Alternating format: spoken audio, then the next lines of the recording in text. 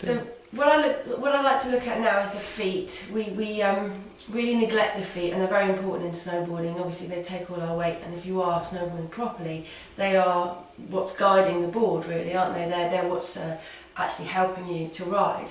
And obviously in snowboarding boots and on the flat of a board, they can get quite fixed in their position, and often you get foot pain just a few moments after doing your first run if your feet aren't used to it.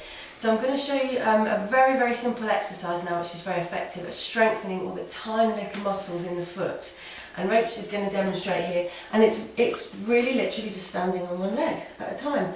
Now she's going to stand on one leg. The principles that we've talked about: very strong centre, connection of navel to spine, and a long spine. So you've got your tailbone down, and Rach is trying to push the crown of the head into the ceiling. Well done. She's lifted one leg, and then this other leg by her side. If she loses her balance, she can just put it back down again without having to, do any massive adjustments. Now you're probably thinking, well, that's ridiculously easy. I can do that all day. So a way to make it more difficult is if you close your eyes now, Rach. Okay, just change legs. That's it. Get your balance first of all. Strong centre, long spine. And then you'll find that as soon as you do close your eyes, your foot has to work that much harder. All those tiny little muscles in the foot are really struggling to keep your balance. And again, if you start to wobble a bit, just find your balance again. Use the other foot to help you. Well done, Rach. So exactly, you'd be changing foot to foot. You'd be doing as long as you can on each foot. And there are all sorts of other ways to make this more difficult. So if you open your eyes again, Rach, you could balance on one leg and I could throw you something to catch. I haven't got anything here, but we could play around with throwing a ball at each other.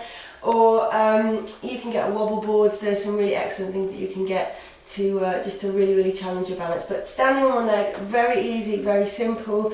And this sounds really nerdy, but I do it sometimes when I'm standing in a supermarket queue, or even doing the washing up, because it's just a good place where you are going to be standing, and you might as well strengthen those muscles while you're there, and it really is effective. Now, the other thing I wanted just to say is that, if you sort of sit down and sit, Rach, when you put your boots on, before you put your boots on in the morning, it's a really good idea just to warm your feet up. And again, as I said, they're very neglected, the poor thing. So what Rach has done here is she's put all her fingers through the spaces in her toes, and she's just going to move the foot around. That's it. There's loads of bones in your foot, loads of tiny bones, loads of tiny muscles, obviously lots of ligaments and tendons.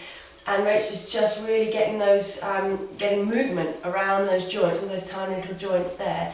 Another thing you can do is you can get little wooden rollers or spiky balls, or even a tennis ball, and just roll the foot backwards and forwards. That really wakes up the sensation in the nerves.